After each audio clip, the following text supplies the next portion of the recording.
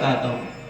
हरि ओम सहस्रशीर्षा पुरुषः सहस्राक्षः सहस्रपात शभूमिगुं सर्वतः स्पृत्वा त्योतिष्ठत् साङ्गुलम्। इसका अर्थ समझ में आया आपको? अरे एक साथ बोल दो, आया? नहीं आया। अब मैं आपको एक श्लोक सुनाता हूँ, उसका अर्थ आपको बड़ी जल्दी आएगा। कृष्णाय वासुदेवाय हरये परमात्मने प्रणतः क्लेशनाशाय गोविंदाय नमो नमः।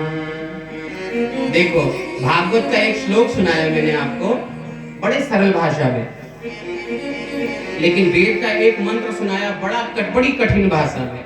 अर्थात वेद को जानना इतना आसान नहीं है, इसलिए वेद ने क्या किया, एक अपना फल निकाला। और फल कौन है?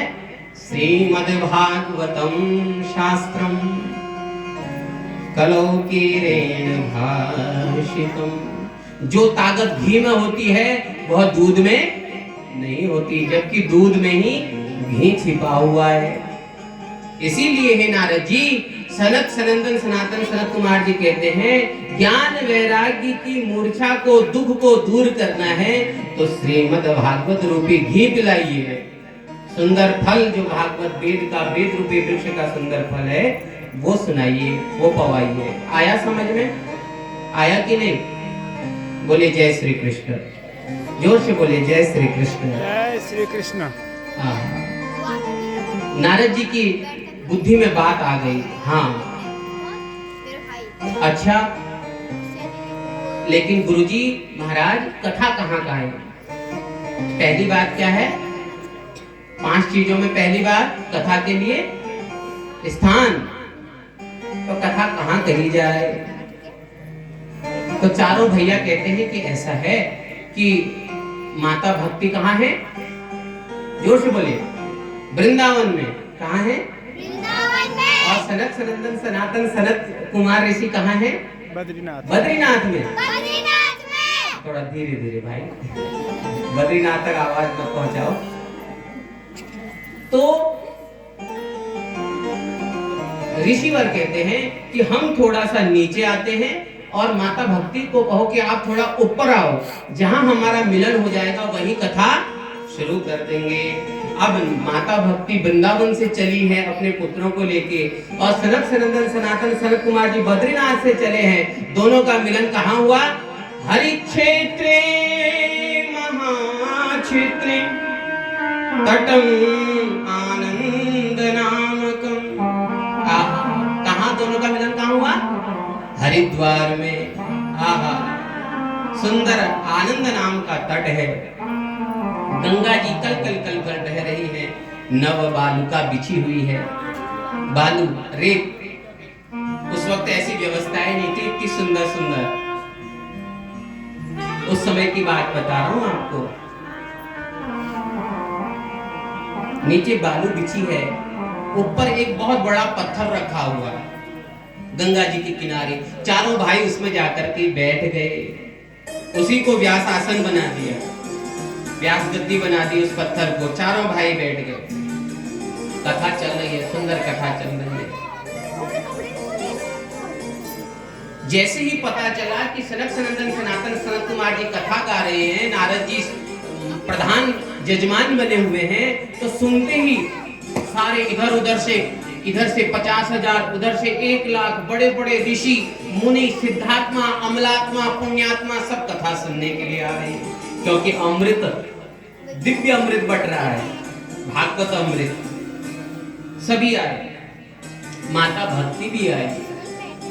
अब माता भक्ति ने कहा कि मैं कहाँ बैठूं, मुझे बताइए मैं कहाँ बैठूं। तो जैसे ही माता भक्ति बैठने के लिए गई, तो क्या होता है ना कथा में, जैसे आप लोग बैठे हैं तो कोई आ जाए तो बगल में बैठने के लिए तो अपने पाँव को और लंबा कर देते हैं ऐसे, तो थोड़ा दूरी बैठ, इतनी जगह मेरी, बैठने नहीं देते। तो वैसे ही सारे ऋषिगण को इधर को बैठा है, कोई उधर को, कहीं जगह नहीं मिली। तो नारद जी ने कहा कि माता जी कोई बात नहीं, आपको जगह नहीं मिल रही है तो आप ऐसे ऐसे सिद्धों के, मुनियों के हृदय में जाकर के बैठ जाएं जो भगवान का भजन करते हैं, जिनके अंदर तनिक भी अहंकार नहीं है, आप उनके हृदय में जाकर के बैठ जाएं। बोली भक्ति माता की। तो माता जी अपने पुत्रों के साथ ज्ञान और वैराग्य के साथ विराजमान हो गई। सुंदर व्यास आसन बनाया गया, माता तुलसी की स्थापना हुई। हर घर में माता तुलसी की स्थापना होनी ही चाहिए, हर घर में तुलसी होनी चाहिए, तुलसी शालिग्राम हर घर में होना चाहिए। तो तुलसा जी की कदली वृक्ष इत्यादि बनाया गया, सुंदर आसन लगाया गया। सनत कुमार जी, अब यहाँ पर नियम है, क्या नियम है कि जब भी कथा सुनाते हैं तो उसमें जजमान जो हो सपत्नीक हो, पत्नी सहित हो। जब कथा सुनते वक्त एक जोड़ा जो है पत्नी सहित हो, है ना, कथा का नियम है। कथा सुनते वक्त, यज्ञ करते वक्त और दान करते वक्त पत्नी दाहिनी ओर हो। कथा सुनते वक्त, दान करते वक्त और यज्ञ करते वक्त पत्नी कहाँ हो? दाहिनी ओर हो, और बाकी कार्यों में बाई ओर हो। लेकिन नारद जी का तो विवाह ही नहीं हुआ, अब पत्नी लाए कहां से, किसकी उठा के लाए, किसकी भगा के लाए नारद जी? अब क्या करें, बड़ी समस्या हो गई। कथा का नियम है, तो एक कथा का नियम यह भी है, जब सुनाने वाले ब्रह्मचारी हो तो सुनने वाला अगर पत्नी रहित भी हो तो चलेगा। सनत सनंदन सनातन सनत कुमार जी ब्रह्मचारी हैं, 5 साल से कभी 6 साल के नहीं होते, 5 साल के बच्चे हैं, तो इसलिए नारद जी भी ब्रह्मचारी, तो नियम यहाँ पर नहीं लागू होता। सुंदर कथा श्रवण चल रही है। अब जैसे ही कथा प्रारंभ हुई, सनत कुमार जी सुना रहे हैं, भक्ति अपने पुत्रों के साथ विराजमान है, लेकिन किसी को दिखाई नहीं दे रही। नारद जी ने सनत कुमार से एक प्रश्न किया, मैं आपसे एक प्रश्न करना चाहता हूँ, करिए। प्रश्न तो होना ही चाहिए, एक प्रश्न करो, हाँ करिए। बोले किसी भक्त को भगवान की कथा सुन करके मुक्ति मिल जाए तो आश्चर्य नहीं। किसी भक्त को भगवान की कथा सुन के मुक्ति मिल जाए तो आश्चर्य नहीं। लेकिन क्या कभी किसी पापी व्यक्ति को भगवान की कथा सुनकर के मुक्ति मिली है, मिल सकती है? प्रश्न किया। सनक सनंदन सनातन सनत कुमार जी कहते हैं, सुनो नारद जी, ये मानवा पाप कृतस्तु सर्वदा सदा दुराचार रता विमार्गगा क्रोधाग्नि दग्धाश्च कुटिलाश्च कामिना सप्ताह यज्ञेन गलो पुनन्ति ते। ये मानवाः पाप कृतस्तु सर्वदा, जिस व्यक्ति ने हमेशा पाप कर्म किया, हमेशा जीवन पर्यंत, सदा दुराचारी रता विमार्गगा, दुराचारी, उल्टा, कुधर्मी, विमार्गी,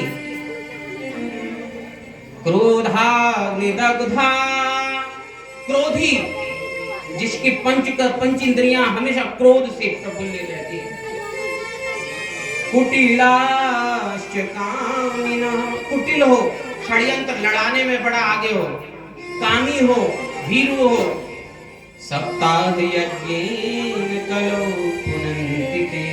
वर्ण संकर, माता किसी और बिरादरी की, पिता किसी और बिरादरी का, इससे उत्पन्न संतान हो, यदि वह भी कथा सुन ले तो मुक्ति पा लेता है।